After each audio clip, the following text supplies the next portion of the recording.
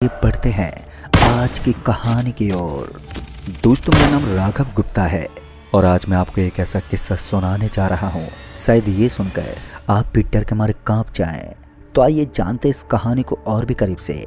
कहते हैं कि दिसंबर की रात बहुत ज़्यादा ठंडी होती है, लेकिन कोई भी इस बात से रूबरू नहीं है कि भले ही दिसंबर की रात ठंडी होती हो, लेकिन उसके साथ साथ वो कभी कभी इतनी खौफनाक बन जाती है जिसके बारे में हम सोच भी नहीं सकते। मेरी ज़िंदगी के साथ कुछ ऐसा हुआ था जिसका दावेदार सिर्फ और सिर्फ दिसंबर की रात है। और उस रात अगर मैं अपने घर से बाहर नहीं निकलता तो मैं अपने दिल में आज एक खौफ को बनाकर नहीं घूम रहा होता। तो हुआ कुछ ऐसा था कि उन दोनों मुझे अपने काम से छुट्टी मिली थी और मैं आपको बताना चाहूँगा कि मैं सऊदी अरब में रहकर वहाँ पर ड्राइविंग का काम करता हूँ। वो क्या है कि बाहर की सिटी में हमें कुछ ज़्यादा ही रकम मिल जाती है, तो हम लोग बाहर जाकर ही काम करते थे। हमें जिन चीज़ों की आदत बाहर रहकर होती थी, तो वही चीज़ों की आदत यहाँ आकर भी बढ़ जाती थी। खैर, ये जानते हो उस दिन मेरे साथ क्या हुआ था। रात में जब मैं अपने घर से बाहर निकला था तो मुझे किसी चीज़ के कटकट की आवाज़ आई थी और इस आवाज़ को सुनकर मैं चारों तरफ देखने लगा। लेकिन ताज्जुब की बात तो ये थी कि मुझे वहाँ पर कोई भी नज़र नहीं आ रहा था। बस वहाँ चारों ओर गहरा सन्नाटा पसरा हुआ था और ऊपर से मेरा घर एक सुनसान जगह पर था, तो वहाँ पर ऐसी आवाज़ों का आना एक आम बात है। लेकिन मैं पहले भी इतनी रात को कभी कभी उठ जाता था, मगर आज से पहले मैंने इन आवाज़ों को कभी महसूस ही नहीं किया था जो मुझे आज सुनाई दी थी। उसके बाद मुझे लगा कि शायद आवाज़ किसी झाड़ी के अंदर से आ रही है। वो क्या था कि जहाँ पर हमारा घर बना हुआ था उसी जगह के बगल में 7-8 झाड़ियाँ थी, तो उनमें से इन तरह की आवाज़ों का आना कोई बड़ी बात नहीं थी। मगर कुछ लोग ये भी कहते थे कि जब झाड़ियों के अंदर से इस तरीके की आवाज़ आती है तो उसका मतलब ये होता है कि वहाँ पर कोई अजीब और अनोखी शक्ति है जिसका सिर्फ हम एहसास कर सकते हैं, या फिर वो काली ताकत हमें अपने होने का एहसास करवाती है। उस वक्त तो मैं इस बात को सिर्फ अपने दिमाग का भ्रम समझता रहा और उसके बाद वापस से अपने घर की तरफ बढ़ने लगा। लेकिन फिर किसी के भागने की आवाज़ आई। तभी मैंने देखा कि कोई आदमी था जो हमारे खेत वाले बगल के खेत में भाग रहा था। मुझे लगा कि पक्का ये कोई चोर डाकू है। उस वक्त मेरा दिमाग सटक गया था, तो मैंने भी ज़्यादा नहीं सोचा और खेतों के बीच में बनी हुई तारबंदी के ऊपर से छलांग लगा दी और उसके बाद उस आदमी के पीछे पीछे भागने लगा। तभी मैंने सोचा कि आज तो मैं इस चोर को पकड़ कर ही रहूँगा। मैं बिना कुछ सोचे समझे उस चोर के पीछे पीछे भागने लगा। दूसरे खेत में पहुंचने के कारण मुझे ये भी डर लग रहा था कि कहीं वो खेत वाले मुझे भला बुरा ना कहने लगे, क्योंकि उनकी फसल का नाश हो रहा था। और उस समय मैंने ज़्यादा नहीं सोचा और उस चोर के पीछे पीछे भागने लगा। कुछ दूर तक और भागने के बाद मुझे ऐसा लगा कि अब मैं बहुत ज़्यादा भाग लिया हूँ और मुझे वापस से अपने घर जाना चाहिए। उस चोर को जाने देता हूँ, यही सोचकर मैं पीछे पलटा तो मैंने देखा कि खेतों में भागते हुए मैं अब काफ़ी दूर आ गया था और तो और अब मैं अपने घर का रास्ता तक भूल गया था। एक समय के लिए तो मेरा दिमाग ही चकरा गया, क्योंकि मेरा फ़ोन भी अब घर पर ही रह गया था। तो ऐसे में घर को फ़ोन करके मदद लेना भी मेरे लिए नामुमकिन सा हो गया था। फिर उसके बाद मैं वापस से उसी तरफ बढ़ा जिस तरफ हमारा खेत था, यानी कि जिस तरफ हमारा घर बना हुआ था, और मैं धीरे धीरे अपने घर की ओर बढ़ने लगा। कुछ देर तक तो ऐसा ही चलता रहा, लेकिन मेरी तो किस्मत ही खराब थी। काफ़ी देर तक चलने के बाद भी मैं अपने खेत के पास नहीं पहुंच पाया। ऐसा लग रहा था कि अब मैं रास्ता पूरी तरीके से भूल चुका हूं और शायद अब रात होने के कारण रास्ता भी भटक गया हूं। ऊपर से कड़कड़ाती ठंड जिसने मुझे बर्फ की तरह जमा रखा था। ठंड इतनी ज़्यादा थी कि मेरे हाथ पैर सुन्न पड़ चुके थे। मैं चाहकर भी अपने आप को तेज गति से नहीं चला पा रहा था। फिर उसके बाद मुझे अपने सामने की तरफ एक झोपड़ी नज़र आने लगी। वो क्या था कि हमारा घर हमारे गांव से सटा हुआ था और हमारे घर के बाजू में 3 या 4 जोहड़ थे जिनके अंदर किसी का रहना नामुमकिन होता था, क्योंकि उस जगह जानवरों का काफ़ी ज़्यादा खौफ होता था। तो ऐसे में किसी इंसान का मौजूद होना मुमकिन नहीं था। और इसी बीच मुझे पता नहीं चला कि मैं हमारे बगल में पड़ने वाले जोहड़ के अंदर पहुंच गया हूँ, जहाँ पर काफ़ी ज़्यादा अंधेरा पसरा हुआ था।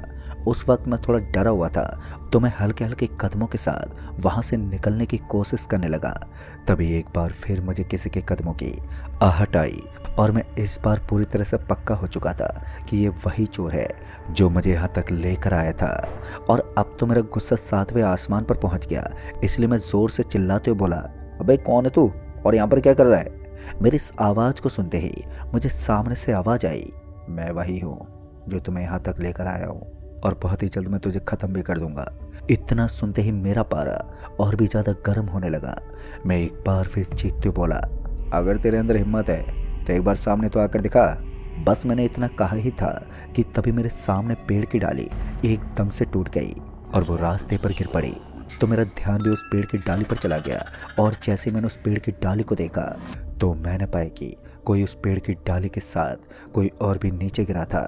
एक पल के लिए तो मैं उसे देखने लगा, फिर मुझे लगा कि पेड़ की डाली के साथ जो इंसान नीचे गिरा था ये वही चोर था। और फिर जब मैं भागते उसके पास पहुंचा तो मेरे कदम एकदम से ही रुक गए। जब मैंने चांद की रोशनी में उसका चेहरा देखा तो ये मेरी ज़िंदगी का सबसे डरावना पल था और उस समय मैं इतना ज़्यादा डर गया था कि मेरे कदम एकदम से पीछे हट गए। दरअसल उस शख्स का चेहरा कुचला हुआ था और उसके पैरों की आकृति पीछे की तरफ घूमी हुई थी। मैं समझ गया कि वो कोई इंसान नहीं था बल्कि एक भूत है। बस मैं इतना देखकर वापस से पलटकर भागने वाला था कि अचानक ही उसने मेरा गला पकड़ लिया और मुझे हवा में उठा दिया। मुझे लगा कि अब तो मैं पक्का मरूंगा, लेकिन फिर किसी तरह मैंने अपने आप को छुड़वाया और मैं वहीं नीचे गिर पड़ा। नीचे गिरते ही मैंने आओ देखा न ताओ वहाँ से भागने लगा और इस बार जिस तरफ मुझे रास्ता नजर आ रहा था मैं उसी तरफ भागा। दोस्तों, इस तरह की भयानक ठंड में वो भी अपनी ज़िंदगी पर खेलकर भागना कभी भी आसान नहीं होता। साला मेरे साथ भी कुछ ऐसा ही था। अपनी जी जान लगाकर भी मैं वहाँ से भाग नहीं पा रहा था। तभी मुझे अपने सामने की दिशा में एक छोटी सी झोपड़ी नजर आने लगी। ऐसा लग रहा था कि इस भयानक ठंड के अंदर कोई तो है जो मुझे सहायता कर सकता है। मैं ना चाहते हुए भी उस झोपड़ी के पास गया और जैसे मैं उस झोपड़ी के पास पहुंचा तो मैंने वहां जाकर किसी को आवाज़ देना शुरू कर दिया। पहले तो मेरे सामने से कोई आवाज़ नहीं आई और फिर मुझे ऐसा लगा कि शायद कोई तो है जो इस झोपड़ी के अंदर मौजूद है, क्योंकि झोपड़ी के अंदर किसी की आवाज़ आई थी मानो वो चप्पल पहन रहा है। फिर मैं डर के मारे इधर उधर घूमता रहा। तभी उस झोपड़ी का पाल एकदम से खुल गया और जैसे मैंने झोपड़ी की तरफ देखा तो एक बूढ़ा आदमी नजर आया और उस बूढ़े आदमी को देखते ही मेरी सांस में सांस आई और उसके बाद मैं जल्दी से भागता हुआ उस बूढ़े आदमी के पास पहुंचा। उस बूढ़े आदमी के पास पहुंचते ही वो मुझे इस तरह भटकने का कारण पूछने लगा तो मैंने उसे सारी बात बताई। तभी उसने मुझे अंदर आने का इशारा किया जहां मुझे लग रहा था कि अब मैं जिंदा बच जाऊंगा। लेकिन वो कहते हैं ना, जब किस्मती खराब होती है तो आगे हमारे लिए नए नए गड्ढे खुद पे खुद खुदने लगते हैं। ऐसा ही कुछ मेरे साथ हो रहा था। अभी जिस बला से मैं अपने पीछे छुड़वा कर यहाँ तक पहुँचा था उसी बला का एक बहरूपिया अभी झोपड़ी के अंदर मेरे सामने था। यानी कि जिस इंसान को मैं कोई नॉर्मल सदस्य समझ रहा था वास्तव में वो कोई नॉर्मल इंसान था ही नहीं बल्कि शैतानों की बस्ती का एक सदस्य था जिसको मैं पहचान नहीं पाया।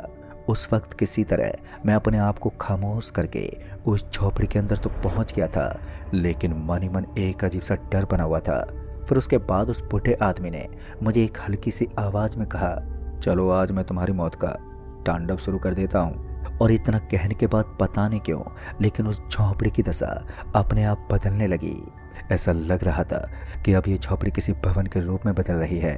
फिर देखते देखते वो झोपड़ी किसी मकान में बदल गई और अब एक ऐसा मकान बन गया था जो दिखने में काफ़ी ज़्यादा पुराना लग रहा था, जिसकी दीवारों के ऊपर सिर्फ धूल लगी हुई थी और जिसके चारों तरफ मकड़ियों के बड़े बड़े और गहरे गहरे जाले बने हुए थे।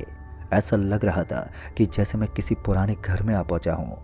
एक सेकंड पहले ही मुझे वो मकान किसी झोपड़ी के रूप में वहाँ पर नजर आ रहा था, तो अब उसका इस तरह बदल जाना हर किसी को हैरान कर देता।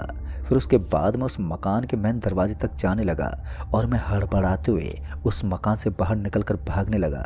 लेकिन तभी मुझे ऐसा लगा कि मेरे पैरों के अंदर कुछ फंस गया है, इसलिए मैं आगे नहीं जा पा रहा हूँ। फिर जब मैंने अपने पैरों की तरफ नज़र घुमाई तो मैंने देखा कि सच में मेरे पैरों के अंदर कुछ फंस गया था। मैंने अपने कदमों को निकालने की बहुत ज़्यादा कोशिश की लेकिन मेरे पैर अब निकल ही नहीं रहे थे। मैंने पूरी ताकत लगाई लेकिन जैसे जैसे मैं अपने पैरों को उस चीज़ के अंदर से निकालने की कोशिश कर रहा था तो वैसे वैसे वो चीज़ मेरे पैर के अंदर और भी ज़्यादा टाइट हो रही थी। ऐसा लग रहा था कि वो कोई ऐसी चीज़ है जो जानवर भी है और पकड़ भी कर सकती है। फिर जैसे ही मैंने अपने पैर को अपना हाथ लगाया तो मुझे महसूस हुआ कि वो कुछ सांप की तरह दिखने वाली चीज़ थी। फिर मुझे याद आया कि वो बांडी नाम का एक सांप है जो हमारे पैर को जकड़ लेता है और फिर वो हमारी पूरी ताकत लगाने के बावजूद भी बिल्कुल भी नहीं छोड़ता। और अब तो इस चीज़ का दर्द भी काफ़ी ज़्यादा होने लगा था, इसलिए मैंने आत्मसमर्पण कर दिया और उसके बाद वहीं पर बैठ गया, क्योंकि अब जो आगे होगा वो मैंने कुदरत पर छोड़ दिया था। पैर के अंदर इतनी ज़्यादा कशमकश हो गई थी, जैसे लग रहा था कि कुछ देर के बाद ही मेरा पैर अलग हो जाएगा। किसी तरह मैं लंबी लंबी सांस लेने लगा और फिर उसके बाद फिर से मुझे किसी के कदमों की आवाज़ आने लगी। जैसे जैसे वो कदम मेरी तरफ आ रहे थे तो वैसे ही वैसे उस सांप की पकड़ भी अब कमज़ोर होती जा रही थी। ऐसा लग रहा था कि वो सांप मुझे इसलिए रोकना चाहता था ताकि वो कोई भी हो वो मेरे करीब तक पहुंच जाए और मैं उस भूत के हाथ लग जाऊं। ये बात तो मैं भी अच्छी तरह जान गया था कि उसके आते ही मेरी ज़िंदगी पर कहर छा जाएगा, लेकिन इसके अलावा मैं कर भी क्या सकता था। मैं बेबस हो गए वहीं पर बैठा रहा और उसके बाद में मेरे सामने वही आदमी प्रस्तुत हुआ जो एक भयानक प्रेत था। फिर उसके बाद जैसे उस आदमी से मैं अपनी आंखें मिलाने लगा तो मुझे बहुत ही ज़्यादा डर लगने लगा था।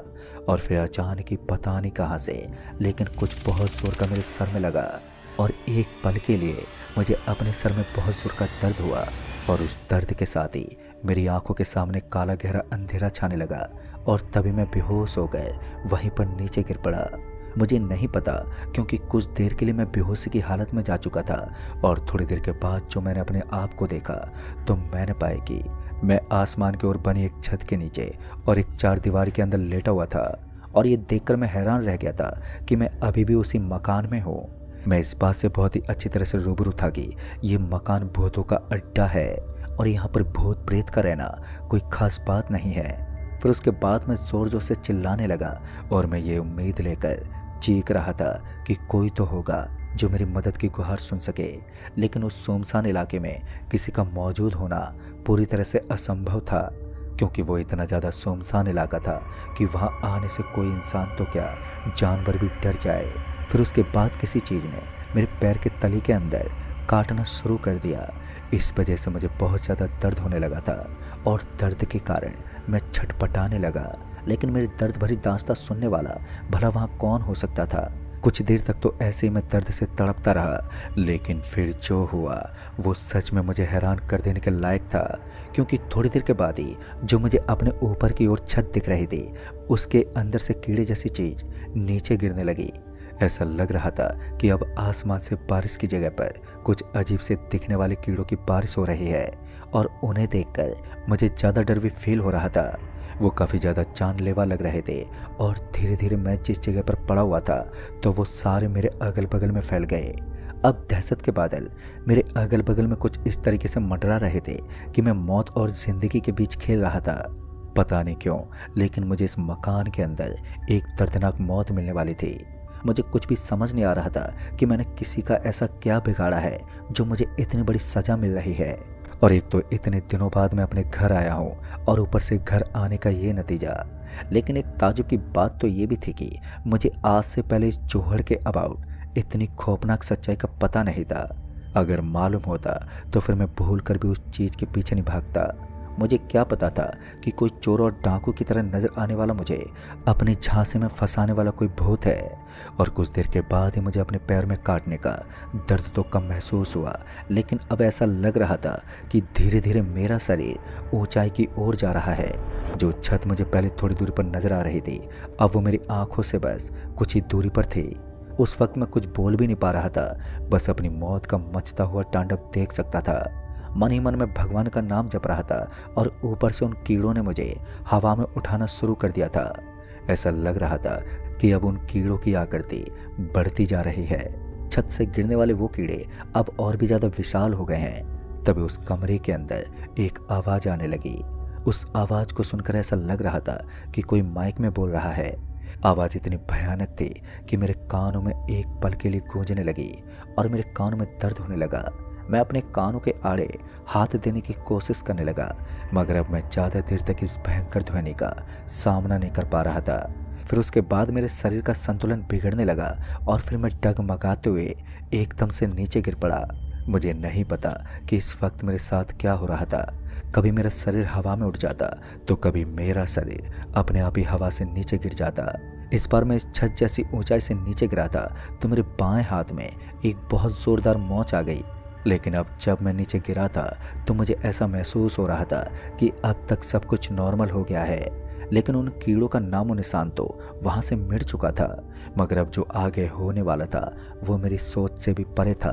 दरअसल उसके बाद एक बार फिर किसी ने मुझे घसीटना शुरू कर दिया और फिर मुझे घसीटते हुए कहीं दूसरे कमरे में लेकर जाने लगा।